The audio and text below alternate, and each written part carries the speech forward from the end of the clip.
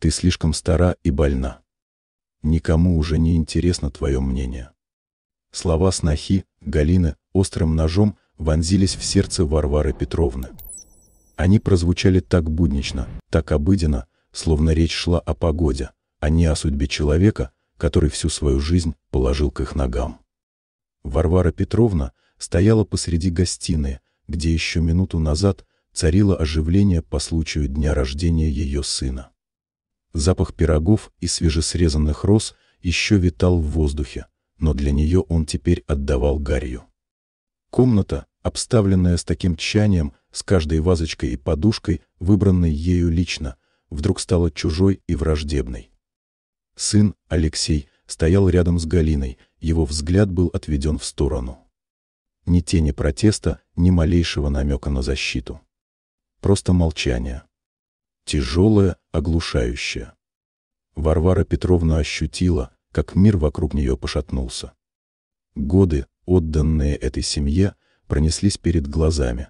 Бессонные ночи у постели больного сына, лишение ради его образования, отказ от личной жизни ради их благополучия. И вот теперь, в 68 лет, она оказалась забытой и ненужной. Как они посмели так поступить? Эта мысль, жгучая и беспощадная, пульсировала в висках. Но внешне Варвара Петровна оставалась спокойной. Лишь легкая дрожь пробежала по ее рукам, которые она крепко сцепила за спиной. Она умела читать между строк, и сейчас ей не нужны были громкие слова, чтобы понять, это не просто обидная фраза. Это приговор. Это начало конца ее привычной жизни. «Я думаю, тебе пора подумать о себе», — добавила Галина, и ее голос, обычно такой вкрадчивый, теперь звенел сталью. Алексей наконец поднял глаза, но в них читалось лишь глухое раздражение. Ни любви, ни сострадания. Только желание поскорее закрыть этот неприятный вопрос. Варвара Петровна медленно кивнула, ее взгляд скользнул по лицам присутствующих. Родственники, еще недавно шумно праздновавшие, теперь молчали, отведя взгляды. Никто не вступился. Одиночество навалилось тяжелым камнем, пригибая к земле. Она поняла, что за этим унижением стоит нечто большее, чем просто пренебрежение. Это было тщательно спланированное действие, направленное на то, чтобы выбить ее из колеи, лишить опоры. Она вспомнила недавние разговоры о ее здоровье, настойчивые уговоры поехать в санаторий. Тогда это казалось заботой. Теперь — ловушкой. Ей стало не по себе. Внезапно. Резко. Мир вокруг потемнел. Но внутри, глубоко, там, где никто не мог достать, начала подниматься тихая, неизгибаемая сила. Она еще не знала, что это, но чувствовала, она будет бороться. За себя. За свою жизнь. Та тихая сила, пробудившаяся в Варваре Петровне, оказалась не огнем, а холодной, расчетливой ясностью. В голове вдруг сложились разрозненные кусочки головоломки, которые раньше казались безобидными случайностями. Вчерашний день, когда Галина настойчиво просила ее подписать какие-то бумаги для оформления субсидии, теперь предстал в совершенно ином свете. Она поднялась в свою комнату, где каждый предмет хранил тепло ее рук, ее воспоминаний. Здесь все было по-прежнему. Словно мир внизу в гостиной ей просто приснился. Но ощущение гари во рту было слишком реальным. Варвара Петровна подошла к старому бюро, где хранились ее документы. Руки, чуть дрожа, потянулись к стопке бумаг. Доверенности, счета, пенсионная книжка — все лежало на своих местах. Или почти все. Внезапно взгляд зацепился за одну папку. Она была немного сдвинута, словно кто-то спешно ее возвращал. Внутри лежали квитанции за коммунальные услуги, а под ними старая фотография. Варвара Петровна подняла ее. На снимке, сделанном лет 20 назад, были они все. Она, Алексей, еще совсем юный, Галина, тогда еще с робкой улыбкой. Семейная идиллия. Теперь эта идиллия казалась злой насмешкой. Но дело было не в фотографии. Под ней Варвара Петровна нащупала что-то твердое. Это был ключ. Ни от дома, ни от дачи. Она таких ключей в своей жизни не видела. На его ушке виднелась крошечная гравировка, едва различимая буква «Б» и цифра 17. Что это? И почему он здесь? Она попыталась вспомнить, когда в последний раз открывала эту папку.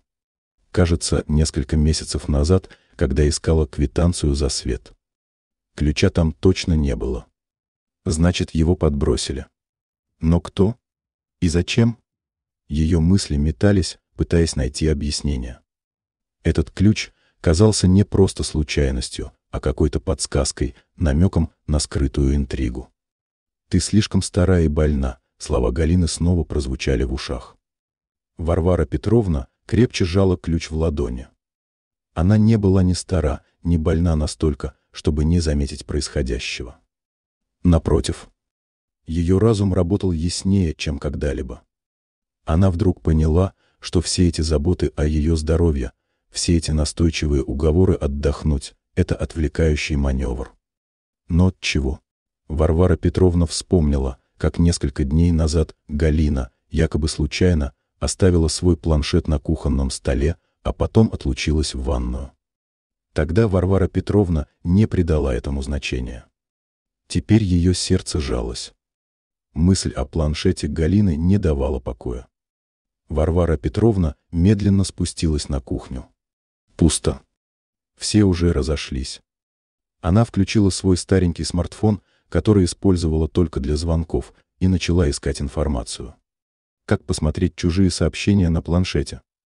Набрала она в поисковике. Руки дрожали от напряжения. Это было так непривычно, так не похоже на нее, всегда честную и прямолинейную. Но теперь, когда ее мир рухнул, она понимала, правила игры изменились. Экран телефона высветил множество статей и видео. Варвара Петровна, хоть и не была подкована в современных технологиях, быстро ухватила суть. Многие мессенджеры и социальные сети имеют веб-версии, доступ к которым можно получить через браузер, если устройство уже авторизовано. В памяти всплыло, как несколько дней назад Галина, торопясь, оставила свой планшет прямо на кухонном столе, а сама отлучилась в ванную. Тогда Варвара Петровна не обратила внимания, но сейчас она вспомнила, что Галина часто пользовалась одним и тем же паролем, связанным с датой рождения Алексея. Скрипя сердце, Варвара Петровна решила проверить свои догадки. Она вернулась в комнату, где лежал тот странный ключ. А что, если он от сейфовой ячейки? Или от банковской ячейки? Но почему тогда он оказался здесь? Варвара Петровна взяла ключик, повертела его в руках. Он был холодный, металлический, но словно нес в себе какую-то тайну. Она вдруг вспомнила, что несколько месяцев назад Галина упоминала, что хочет снять банковскую ячейку для хранения важных документов. Варвара Петровна тогда не придала этому значения. Спустившись снова, Варвара Петровна огляделась. В гостиной было тихо. На кухонном столе лежал блокнот Галины, в котором та обычно записывала рецепты. Варвара Петровна медленно перелистала страницы. Среди кулинарных заметок, в самом конце, она нашла несколько цифр, обведенных кружком, и рядом аббревиатуру БЦС. БЦС. Банк Центрального сбережения? Пронеслось в голове. И цифры. Что это? Номер счета? Номер ячейки? Все начинало складываться в зловещую картину. Руки Варвары Петровны задрожали сильнее. Складывалось ощущение, что ее родные не просто унизили ее, а затеяли какую-то крупную аферу. Она вспомнила, как Алексей несколько раз спрашивал ее о документах на квартиру, о завещании. Она тогда отмахнулась, доверяя сыну. Но теперь она чувствовала, как внутри разгорается пламя возмущения. Варвара Петровна подошла к окну. За ним виднелся сад, который она вырастила своими руками. Каждое дерево, каждый куст — это часть ее жизни. А теперь они хотели отобрать у нее все. Но она не позволит. Не позволит. Прошло несколько дней. Варвара Петровна жила словно в тумане, но ее разум работал четко и расчетливо. Она не подавала виду, что что-то знает. Наоборот, она стала еще более старой и больной, как выразилась Галина, что дало ей возможность наблюдать, слушать и собирать улики. Она заметила, как часто Галина и Алексей перешептывались по вечерам, как они стали более осторожными в своих разговорах, когда Варвара Петровна была рядом. Однажды, когда Галина отвлеклась на телефонный звонок, Варвара Петровна, притворившись, что ищет свои очки, случайно наткнулась на ее телефон, лежавший на диване. Экран был активен, открыт мессенджер. Глаза Варвары Петровны быстро пробежали по строчкам. Это была переписка Галины с ее сестрой, Светланой. Представляешь, эта старая ведьма так ничего и не поняла. Думает, мы ее в санаторий отправляем, а на самом деле завтра едем оформлять все бумаги. Нужно успеть, пока она не опомнилась. Сердце Варвары Петровны замерло. Оформлять все бумаги. Какие бумаги? И что значит, пока она не опомнилась? Холодный пот прошиб ее. Она быстро пролистала вверх, пытаясь найти начало разговора. Вот оно. Главное, чтобы она не узнала о кредитах. А то все полетит к чертям. Кредиты? На ее имя. Варвара Петровна почувствовала, как земля уходит из-под ног.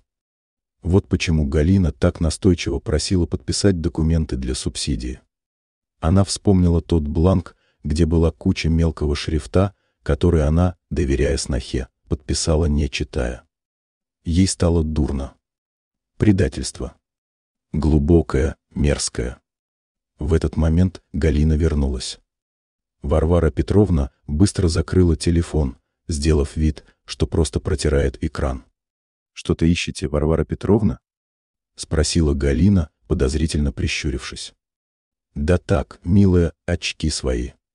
«Совсем память подводит», — ответила Варвара Петровна, стараясь, чтобы голос не дрогнул. Но внутри нее бушевал ураган. Она наконец поняла мотивы антагонистов — жадность. Они хотели не просто выгнать ее из дома, а разорить, повесив на нее свои долги.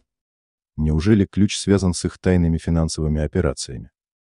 Варвара Петровна вдруг вспомнила, что в их старом семейном альбоме, который она хранила в чулане, были фотографии, сделанные в том самом банке, где, по всей видимости, Галина планировала открыть ячейку. Это была фотография с юбилея их отца, который работал в этом банке. На одной из фотографий был виден герб банка. Она понимала, что ей нужно действовать. Но как? И самое главное, как собрать доказательства, чтобы они не смогли отвертеться? Варвара Петровна лежала без сна. Слова из переписки Галины и найденный ключ — все это складывалось в чудовищную картину. Она вспомнила, как много лет назад, еще при жизни мужа, они оформляли этот дом только на нее, чтобы не было проблем с наследством. Она всегда была наивной, доверяла своим близким. Теперь ей предстояло собрать все доказательства. Она знала, что Галина и Алексей на днях собираются в банк. Это был ее шанс. Ей нужно было попасть туда раньше, но так, чтобы никто не узнал о ее намерениях. Утром Варвара Петровна, сославшись на плохое самочувствие, попросила сына и сноху отвезти ее в поликлинику. Она знала, что они попытаются отделаться от нее побыстрее. Так и вышло. Галина быстро вызвала такси, а Алексей лишь равнодушно кивнул. «Да, мама, конечно. Только не забудьте, нам сегодня нужно будет по делам отъехать». Варвара Петровна лишь слабо улыбнулась. Добравшись до поликлиники, она попросила таксиста подождать ее, а сама, сделав вид, что идет к врачу, обошла здание и вызвала другое такси. «Мне нужно в центральное отделение банка Центрального сбережения», — твердо произнесла она, глядя на водителя. В ее голосе звучала решимость. Прибыв в банк, Варвара Петровна сразу направилась к стойке информации. «Мне нужна информация по ячейке, ключ от которой у меня есть», — спокойно сказала она, протягивая тот самый ключик. Сотрудница банка, молодая девушка, с удивлением посмотрела на нее. «Бабушка, Для этого нужно знать номер ячейки и предъявить документы. Варвара Петровна, не теряя самообладания, достала свой паспорт. Я знаю, что номер ячейки связан с датой рождения моего сына. Он открывал ее несколько лет назад, когда я еще неважно себя чувствовала. А вот и ключ. Она показала на гравировку Б и 17. Может быть, это номер ячейки? Буква Б и цифры 17. Девушка задумалась. Что же, давайте попробуем. Но я не обещаю, что это так просто. Она ввела данные в компьютер. Через несколько минут ее лицо изменилось. «Вы Варвара Петровна Климова?»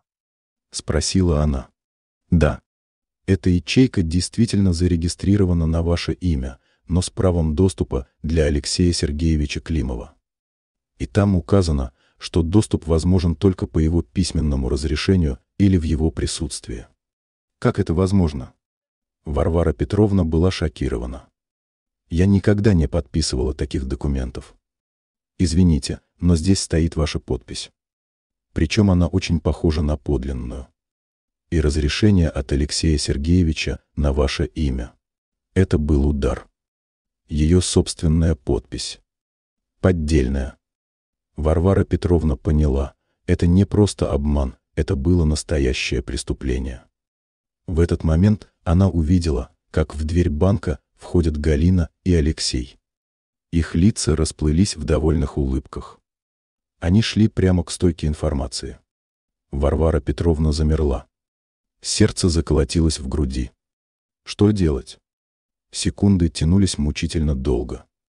Галина и Алексей приближались, их смеющиеся голоса, еще недавно казавшиеся такими родными, теперь звучали как лязг металла. Варвара Петровна быстро огляделась. Помещение было большое, но спрятаться было негде. Она резко развернулась к сотруднице банка. «Слушайте, а вы можете проверить, была ли какая-нибудь активность по этой ячейке в последние дни? Может быть, кто-то пытался получить доступ?» Девушка, слегка опешив от такой внезапной просьбы, тем не менее, быстро ввела запрос. «Да, Варвара Петровна. Вчера был запрос на открытие. От Алексея Сергеевича Климова. Но ему отказали, так как не было вашей личной подписи и необходимого документа». Варвара Петровна ощутила легкое облегчение. Значит, не все потеряно. Они еще не успели добраться до содержимого. В этот момент Галина окликнула ее. «Варвара Петровна, вы что здесь делаете?» Ее голос был полон притворной заботы, но глаза сузились. Варвара Петровна медленно обернулась. «Ах, дети мои! Что вы тут делаете?» «Я приехала свою пенсию проверить, что-то мне кажется, что недоплачивают». Она притворно покачала головой. Галина и Алексей переглянулись. На их лицах мелькнуло разочарование, но они тут же надели маски. «Варвара Петровна, ну как же так? Мы же вас в поликлинику отвезли. Зачем вы сами-то?» Галина пыталась выглядеть обеспокоенной. «Да что же, я старая, но не совсем выжившая из ума. Разве же я не могу сама по своим делам съездить?» Варвара Петровна усмехнулась, внутренне торжествуя. Она заметила, как Галина незаметно потянулась к своей сумочке, словно что-то там проверяя. И тут Варвару Петровну осенило. Мобильный банк. Наверняка у Галины есть доступ к ее счетам через приложение. Ведь она постоянно помогала ей оплачивать коммунальные услуги онлайн. Варвара Петровна, сделав вид, что ищет платок, незаметно взглянула на экран телефона Галины, который та достала из сумочки. Приложение банка. И счет. Ее счет. На нем была внушительная сумма. А рядом, в графе «Кредиты», огромная цифра. И рядом мелким шрифтом, оформлено на имя Варвары Петровны Климовой. Галина быстро убрала телефон. «Ну что, Варвара Петровна, пойдемте домой. Мы вас отвезем». «Пойдемте, пойдемте», — кивнула Варвара Петровна. Она была спокойна. Она знала, что у нее в руках не только ключ от ячейки, но и знание, которое даст ей силу. Она понимала, что эта ситуация — лишь малая часть их грязных игр. По дороге домой Варвара Петровна молчала, размышляя. Она должна была действовать быстро и решительно. Ей нужно было не только остановить их, но и отомстить. Так, чтобы они пожалели о каждом своем слове, о каждом своем поступке. Она вспомнила, что у ее соседки, Марии Ивановны, сын работает юристом. Он мог бы помочь. На следующий день Варвара Петровна, сославшись на плохое самочувствие и желание подышать свежим воздухом, отправилась к соседке. Мария Ивановна встретила ее с искренним беспокойством. «Что-то ты совсем плоха, Варвара Петровна. Бледная такая». «Да, Мария Ивановна, не все так просто. Мне нужна твоя помощь. Очень деликатное дело. Твой сын ведь юрист». Мария Ивановна, заинтригованная, кивнула. «Да, мой Сережа». «А что случилось-то?» Варвара Петровна понизила голос и начала рассказывать. О предательстве, о кредитах, о поддельной подписи, о ячейке и странном ключе. Мария Ивановна слушала, все больше хмурясь. «Господи, Варвара Петровна! Да это же чистое мошенничество. Мой Сережа обязательно тебе поможет. Я сейчас ему позвоню». Сын Марии Ивановны, Сергей, оказался очень внимательным и профессиональным юристом. Он внимательно выслушал Варвару Петровну, задавая уточняющие вопросы. «Варвара Петровна, нам нужны доказательства. Любые. Записи разговоров, фотографии, документы. Все, что может подтвердить ваши слова». Варвара Петровна достала блокнот Галины с загадочными цифрами и аббревиатурой, тот самый ключ, а также рассказала о подслушанной переписке в планшете. «Понимаете, Галина и Алексей что-то замышляют с домом. Они уговаривали меня уехать в санаторий, а я чувствую, что хотят оформить дом на себя». Сергей задумчиво кивнул. «Варвара Петровна, я думаю, нам нужно подать заявление в полицию о мошенничестве и подделке документов. Но это не все. Мы должны опередить их». «Как?» Глаза Варвары Петровны загорелись решимостью. «Вам нужно временно заблокировать все свои счета и отменить все доверенности. Я составлю необходимые заявления. А затем, если есть возможность, тайно установите в доме скрытые камеры. Современные технологии позволяют это сделать очень просто. Мы должны получить неопровержимые доказательства их действий». Идея с камерами показалась Варваре Петровне рискованной, но она понимала, что другого пути нет. «Я постараюсь», — сказала она. Вернувшись домой, Варвара Петровна начала действовать. С помощью Сергея она заблокировала доступ к своим банковским счетам, чем вызвала некоторое недоумение у Галины и Алексея. «Варвара Петровна, почему вы не можете оплатить коммуналку? Что-то с вашей картой?» — спрашивала Галина. «Ох, доченька, сама не пойму. Сказали, сбой какой-то, нужно в банк ехать разбираться. Вот я завтра и поеду». Галина и Алексей переглянулись. В их глазах читалось беспокойство. План Варвары Петровны начинал работать. Она видела, как их уверенность медленно тает, как они начинают нервничать. И это давало ей силы. Блокировка счетов, хоть и притворно объясненная техническим сбоем, посеяла панику в рядах антагонистов. Варвара Петровна, наблюдая за ними, видела, как Галина и Алексей стали чаще созваниваться с кем-то, их голоса становились все более взволнованными. Она поняла, что они готовят какой-то новый ход. С помощью Сергея, который тайно привез ей миниатюрные камеры, Варвара Петровна установила их в нескольких стратегических местах: в гостиной, где чаще всего собирались, и на кухне. Это было непривычно, даже немного стыдно, подслушивать и подглядывать за теми, кого она считала своей семьей.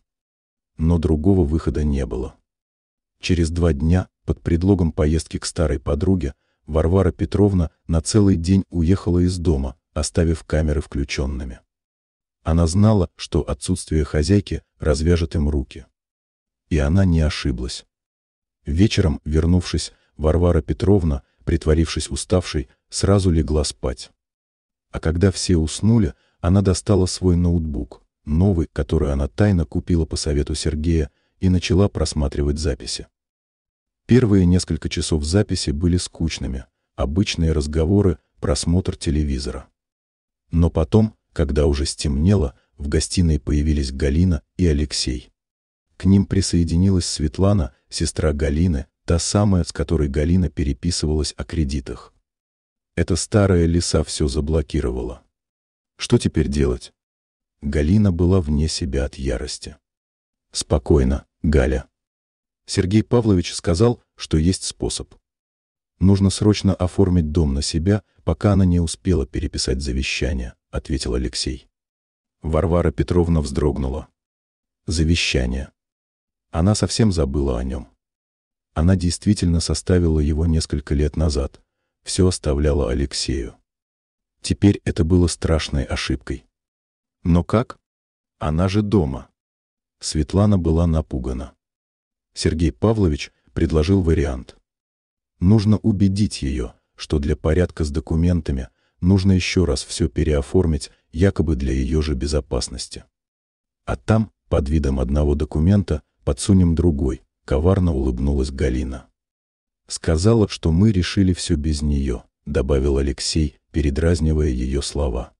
Варвара Петровна замерла. Ее сердце колотилось в груди. Она видела, как они, ее родные, замышляют против нее настоящий заговор, продумывают каждую деталь. Это было чудовищно. На записи Алексей достал из портфеля какие-то бумаги, разложил их на столе. Это были документы на дом. Он объяснял что-то про дарственную и переоформление. Мы сделаем вид, что заботимся о ее будущем, что это для ее же блага. Она подпишет, не читая, Галина рассмеялась. Варвара Петровна почувствовала приступ тошноты. Ей стало невыносимо от того, что она видит и слышит. Но она понимала, эти записи — неопровержимые доказательства их преступлений. Утро встретило Варвару Петровну гулким молчанием дома. Сын и сноха вели себя как обычно, даже чересчур вежливо, что только подтверждало ее опасения. Варвара Петровна знала, что сегодня они предпримут новую попытку обмануть ее с документами на дом. Она должна была быть готова.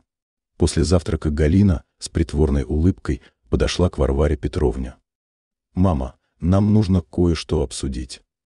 Алексей говорил, что тебе будет спокойнее, если мы переоформим дом на себя, но с условием твоего пожизненного проживания. Так, на всякий случай, чтобы никто не смог тебя обмануть». Варвара Петровна внутренне усмехнулась. «На всякий случай, конечно. На их случае. А что, доченька, что-то случилось? Я же на тебя и Алешу и так завещание написала». Галина замялась. «Да, но это же другое. Это для твоей же безопасности. Мы же заботимся о тебе. Но ты же не хочешь, чтобы какие-то мошенники воспользовались твоей доверчивостью?» Алексей подошел с папкой в руках, в которой лежали какие-то бумаги. «Да, мама, это просто формальность. Ничего серьезного». Варвара Петровна, притворившись, что плохо видит, медленно протянула руку за очками. «Ох, совсем глаза подводят. Не вижу я без очков ничего». Галина, не подозревая подвоха, подала ей очки. Варвара Петровна надела их, но вместо того, чтобы взять ручку, достала из кармана свой смартфон. «А что это у меня на телефоне? Кажется, я вчера что-то случайно записала». Она нажала на кнопку. Внезапно из динамика раздался голос Галины. Эта старая лиса все заблокировала. Что теперь делать? Лица Галины и Алексея мгновенно побледнели. Они переглянулись, словно пораженные электрическим разрядом. Голос Светланы. Нужно срочно оформить дом на себя, пока она не успела переписать завещание. Алексей сделал шаг к Варваре Петровне, пытаясь отобрать телефон. «Мама, что это за чушь?» «Чушь? Ты называешь чушью то, что я слышу своими ушами?» Варвара Петровна повысила голос, ее глаза сверкали. «И это ты, сын, так заботишься о моей безопасности? Подсовываешь мне дарственную вместо каких-то там формальностей?» На записи послышался голос Галины. «Мы сделаем вид, что заботимся о ее будущем». Она подпишет, не читая. Галина закричала: «Это монтаж. Ты все подстроила». «Монтаж?» Варвара Петровна засмеялась, горько и громко. «А это тоже монтаж?» Она нажала другую кнопку. Появилось видео, снятое скрытой камерой. На нем Галина, Алексей и Светлана сидели за столом, разглядывая документы на дом и обсуждая свой план. Их лица исказились от ужаса. Они были пойманы с поличным. Варвара Петровна выключила телефон. «Я знала, что внутри вас осталась тихая, неизгибаемая сила. Я видела ее. И сейчас я ее чувствую». Тишина в гостиной была оглушающей. Галина и Алексей стояли, не в силах пошевелиться, их лица выражали смесь шока, злости и паники. Светлана, сестра Галины, уже успевшая незаметно выскользнуть из комнаты, избежала прямого столкновения. Варвара Петровна смотрела на них, и в ее сердце не было жалости. Только холодная, ноющая боль от осознания глубины их предательства. «Всю жизнь я вам отдала», — тихо, но четко произнесла она. «Свою молодость, свои силы. Я верила вам. А вы? Вы хотели лишить меня всего. Обмануть. Обобрать». Алексей, наконец, очнулся. «Мама, это все не так. Это Галина, она меня подговорила». Он попытался переложить вину. Галина взорвалась. «Что ты несешь? Это ты сам все придумал. Ты же хотел дом себе, когда я предложила на тебя записать». Их ссора была громкой, полной взаимных обвинений. Варвара Петровна лишь покачала головой. Она видела их истинную сущность — жадность, подлость, эгоизм. Это не были люди, ради которых стоило жить. «Хватит!»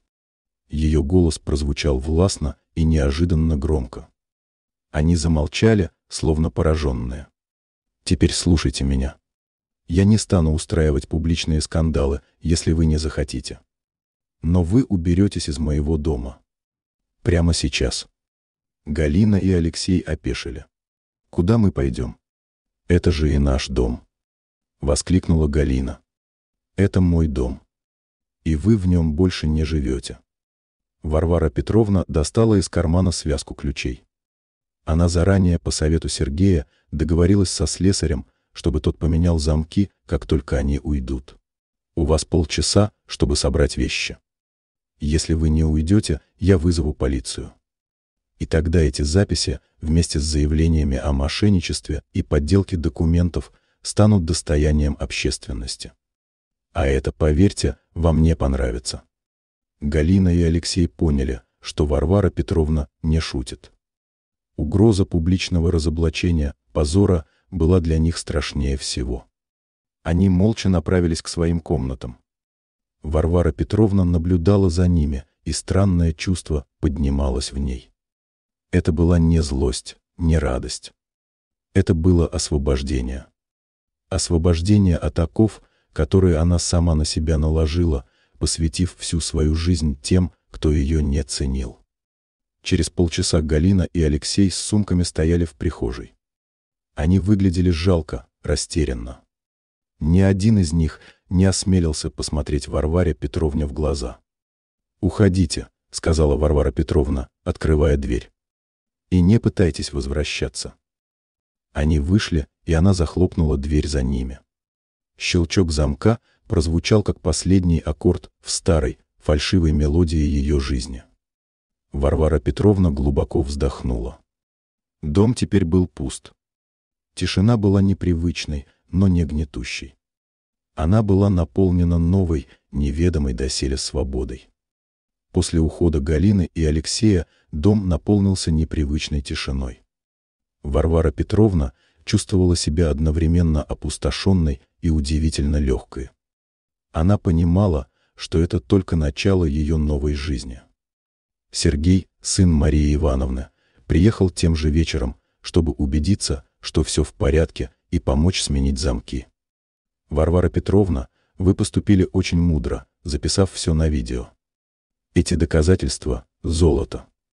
Если они попробуют вернуться, мы будем готовы, сказал он, пока возился с дверным замком. Я думаю, они не посмеют, ответила Варвара Петровна, глядя в окно. Они слишком боятся позора. На следующий день телефон Варвары Петровны не умолкал. Звонили родственники, общие знакомые. Одни выражали сочувствие, другие притворно беспокоились, пытаясь выяснить, что произошло. Она коротко отвечала, что разобралась с давней проблемой и теперь все хорошо. Галина и Алексей тем временем остались на улице. Они пытались звонить Варваре Петровне, но она заблокировала их номера. Затем они обратились к своим друзьям и родственникам, пытаясь найти приют, но новости о скандале быстро распространились. Многие, зная о жадности Галины и Алексея, отказали им в помощи.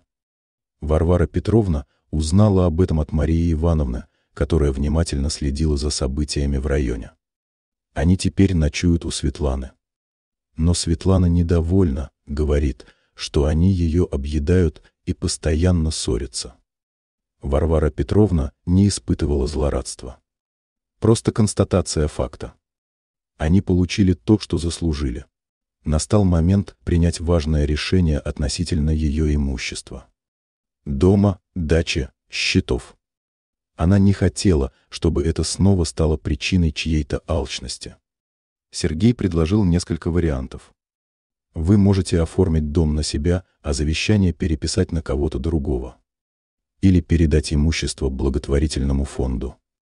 Есть еще вариант – продать все и уехать. Варвара Петровна задумалась. Она не хотела уезжать из своего дома. Здесь были ее воспоминания, ее сад. Но оставлять его Алексею и Галине немыслимо. И тут ее осенило. Она вспомнила свою первую учительницу, Елизавету Ивановну. Та, что когда-то вселила в нее любовь к знаниям, к справедливости. Елизавета Ивановна была одинока, жила на скромную пенсию и всегда помогала всем вокруг. «Сергей», — произнесла Варвара Петровна, — «а можно подарить дом кому-то, кто не является моим родственником?» Сергей удивленно поднял бровь. «Конечно, Варвара Петровна. Это ваше полное право. Но вы уверены?» «Абсолютно», — твердо ответила Варвара Петровна. Слова Варвары Петровны о дарении дома незнакомому человеку вызвали у Сергея некоторое недоумение, но он видел ее решимость. Она рассказала ему о Елизавете Ивановне, о ее доброте и справедливости. Сергей составил все необходимые документы. Через несколько дней Варвара Петровна и Елизавета Ивановна сидели в нотариальной конторе. Елизавета Ивановна, узнав о намерениях Варвары Петровны, была глубоко тронута. «Варвара Петровна, да что вы! Это же целый дом. Я не могу принять такой подарок. Можете, Елизавета Ивановна. Вы заслужили его. Вы научили меня быть человеком, а они забыли все уроки», — с горечью произнесла Варвара Петровна. Сделка была оформлена быстро и без лишнего шума. Варвара Петровна оставила за собой право пожизненного проживания в одной из комнат, о чем настояла сама Елизавета Ивановна. Дом официально перешел в собственность ее первой учительницы. Новость о том, что Варвара Петровна переписала дом, вскоре дошла до Галины и Алексея. Они, все еще жившие у Светланы, не могли поверить своим ушам. Сначала они думали, что это слухи. «Не может быть. Она же обещала нам. Это наш дом», — кричала Галина в телефонную трубку, разговаривая с кем-то из общих знакомых. Алексей, услышав это, побелел. Он попытался дозвониться до матери, но ее номер был заблокирован. Тогда он позвонил Марии Ивановне. «Марья Ивановна, это правда?» Мама переписала дом. Мария Ивановна, верная подруга Варвары Петровны, лишь сухо ответила: «Правда, Лешенька». Варвара Петровна поступила по совести. Она подарила дом своей учительнице. Для Галины и Алексея это был удар. Они потеряли все. Дом, который они считали своим, который был для них гарантией безбедного будущего, теперь принадлежал чужому человеку. Им нечего было делить, нечего отбирать. Галина, обезумевшая от ярости, начала распускать слухи, что Варвара Петровна сошла с ума, что ее обманули. Но эти слухи не находили поддержки. Люди знали правду о Галине и Алексее, и их жадность была очевидна. Варвара Петровна же чувствовала себя прекрасно. В доме теперь царила атмосфера покоя и уюта. Елизавета Ивановна, переехав, привнесла в их жизнь новую энергию. Они вместе ухаживали за садом, готовили, разговаривали. Однажды Варвара Петровна увидела, как Алексей и Галина, бледные и осунувшиеся, идут мимо их дома. Они даже не осмелились поднять глаза. Она лишь молча смотрела им вслед. И в этот момент она поняла, что ее месть не в криках и скандалах, а в тихом, но твердом восстановлении справедливости. Лишившись дома и всех надежд на легкую наживу, Галина и Алексей оказались в крайне незавидном положении. Светлана, уставшая от их постоянных ссор и претензий, вскоре попросила их съехать. Они пытались найти работу, но без особых навыков и с плохой репутацией это оказалось непросто. Жадность и эгоизм, которые были их движущей силой, теперь стали их проклятием. Варвара Петровна узнавала об их скитаниях от общих знакомых. То они снимали комнату в общежитии, то жили у дальних родственников, то перебивались случайными заработками. Они часто ссорились, обвиняя друг друга в своих неудачах. Варвара Петровна не чувствовала ни жалости, ни удовлетворения. Просто ровное, спокойное осознание того, что справедливость восторжествовала. Ее собственная жизнь, напротив, расцветала. Рядом с Елизаветой Ивановной, которая оказалась не только мудрой, но и очень веселой женщиной, Варвара Петровна начала чувствовать себя моложе. Они много гуляли, читали, обсуждали книги. Именно Елизавета Ивановна однажды вечером за чашкой травяного чая сказала: «Варвара Петровна, а ведь ваш опыт мог бы помочь многим женщинам. Сколько их, таких же, как вы, пострадали от предательства близких?» Эта мысль запала Варваре Петровне в душу. Она вспомнила свои собственные мучения, свое чувство беспомощности. И осознала, что у нее теперь есть не только знания, но и сила, чтобы помочь другим. Сначала Варвара Петровна стала консультировать знакомых, рассказывая им о своих правах, о том, как обезопасить себя от мошенничества. Ее советы оказались бесценными. Затем, с помощью Сергея, она решила пойти дальше. Они открыли небольшой центр помощи женщинам, столкнувшимся с несправедливостью и предательством в семье. Варвара Петровна не брала с них денег, помогала советам, поддерживала морально, делилась своим опытом. Сначала это был небольшой уголок в местной библиотеке, затем, благодаря пожертвованиям и поддержке неравнодушных людей, они арендовали небольшое помещение. Варвара Петровна рассказывала свою историю, не стесняясь, во всех деталях. Она учила женщин читать между строк, не доверять слепо, бороться за себя. Ее слова находили отклик в сердцах тех, кто пережил похожее. Она видела, как в глазах уставших, сломленных женщин снова загорается искорка надежды. Она помогла нескольким женщинам вернуть отобранное имущество, защитить свои права. Галина и Алексей, узнав о новом занятии Варвары Петровны, пытались высмеять ее, называли ее сумасшедшей бабкой, но их слова уже не имели веса. Их собственная жизнь была разбита, а Варвара Петровна, несмотря на все пережитые унижения, восстала из пепла, стала сильнее и обрела новый смысл. Успех центра Варвары Петровны не остался незамеченным. Истории спасенных женщин, рассказанные ею лично, быстро распространялись, привлекая все больше нуждающихся в помощи. Но вместе с известностью пришла и новая угроза. Галина и Алексей, узнав о растущем влиянии Варвары Петровны, почувствовали себя оскорбленными. Им казалось, что она не просто живет своей жизнью, а насмехается над ними, выставляя их в дурном свете. Их ненависть разгоралась с новой силой. Они стали звонить в центр, оставлять анонимные угрозы, распускать грязные слухи о Варваре Петровне и ее подопечных. Эта старая мошенница просто наживается на чужом горе. Кричала Галина по телефону, представляясь бывшей сотрудницей центра. Однако Варвара Петровна была готова. Она уже не была той наивной женщиной, которая верила каждому слову. Под руководством Сергея она установила в центре систему видеонаблюдения, а все входящие звонки записывались. Однажды, когда Варвара Петровна проводила очередное занятие, в дверь центра ворвались Галина и Алексей. Они были пьяны, их лица искажены злобой. «Ты, старая тварь! Думаешь, ты победила?» — заорал Алексей, его голос дрожал от ненависти. Женщины, присутствовавшие на занятии, испуганно сжались.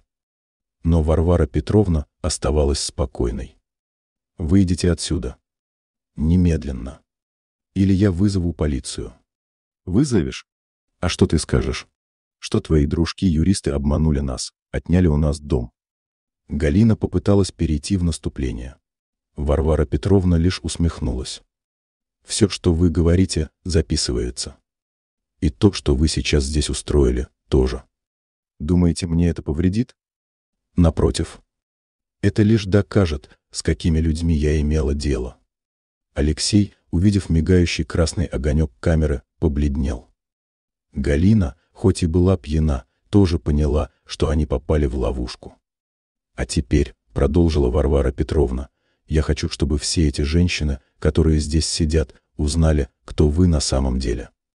Она достала свой телефон и включила запись их вчерашнего телефонного разговора с угрозами и оскорблениями. Затем показала скриншоты их переписки, где они планировали подделать ее подпись и отобрать дом. Лица Галины и Алексея становились все более зелеными. Женщины, присутствовавшие в центре, смотрели на них с презрением и отвращением. «Посмотрите на них», — сказала Варвара Петровна. «Вот они, те, кто прикрывается родством, чтобы обидеть и обобрать. Но теперь я знаю, как им противостоять. И я научу этому вас». Галина и Алексей, видя, что их попытка сорвать работу центра провалилась, а их позор лишь усилился, попятились к выходу. Они быстро ретировались, не произнеся ни слова. Варвара Петровна посмотрела им вслед. Она знала, что они больше не посмеют ее беспокоить. Ее битва была выиграна. Но теперь у нее была новая цель — помочь другим обрести ту же силу и свободу. Прошло несколько месяцев. Центр помощи женщинам процветал. Варвара Петровна стала для многих маяком надежды, символом несгибаемой силы и справедливости. Галина и Алексей после того публичного унижения в центре исчезли из поля зрения. Ходили слухи, что они переехали в другой город, пытаясь начать новую жизнь, но их репутация шла впереди них. Варвара Петровна больше не думала о них. Ее жизнь была наполнена новым смыслом. Она помогала, учила, вдохновляла. Но в глубине души она чувствовала, что нужен еще один, последний штрих, чтобы навсегда закрыть дверь в прошлое. Однажды, разбирая старые вещи на чердаке, Варвара Петровна нашла свой свадебный альбом. На фотографиях она была молода и счастлива, рядом с мужем, которого когда-то любила, с маленьким Алексеем на руках. Она перелистывала страницы, и на нее нахлынули воспоминания. Не только счастливые, но и те, что привели к нынешней ситуации. Она вспомнила, как много лет назад, когда ее муж ушел из жизни, она нашла в его бумагах старое письмо. Это было письмо от его сестры, где она уговаривала его переписать завещание на Алексея, чтобы ей, Варваре Петровне, не пришлось ни о чем беспокоиться. Она тогда не придала этому значения. Теперь, спустя годы, она понимала, что это был первый звоночек. Варвара Петровна взяла ножницы. Ее рука не дрогнула. Она методично вырезала все лица Галины и Алексея из старых семейных фотографий. Не злобно, не со злорадством, а с глубоким, освобождающим чувством. Это был символический акт, разрыв всех связей с теми, кто предал ее. Затем она собрала все их старые вещи, потрепанные рубашки Алексея, модные, но теперь бесхозные платья Галины, даже старую игрушку, которую Алексей когда-то оставил. Она вынесла все это в сад, на задний двор. Елизавета Ивановна вышла на крыльцо. «Что это вы затеяли, Варвара Петровна?» «Прощаюсь с прошлым, Елизавета Ивановна. Окончательно». Она разожгла небольшой костер. Языки пламени жадно пожирали старые вещи, превращая их в дым и пепел. С каждой вспышкой огня Варвара Петровна чувствовала, как уходит боль, как растворяются обиды. Последней она бросила в огонь ту самую фотографию с семейной идиллией, которую нашла в папке с ключом. Она смотрела, как огонь лижет лица, как они корежатся и исчезают.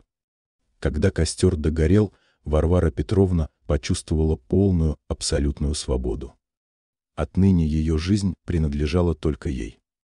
И тем, кому она могла помочь. На следующий день, на очередном занятии в центре, Варвара Петровна принесла обугленные края фотографий. «Вот, девочки», — сказала она, показывая их. «Это то, что осталось от моего прошлого. От тех, кто пытался меня сломить. И ничего, кроме этого, от них не осталось. И у вас так будет. Главное — верить в себя и не прощать фальшь». Ее слова были просты, но они прозвучали как гимн силе духа, как призыв к новой, честной жизни. И женщины слушали ее, их глаза сияли надеждой. Спасибо за прослушивание. Обязательно напишите ваши впечатления о истории в комментариях. До встречи в новых видео.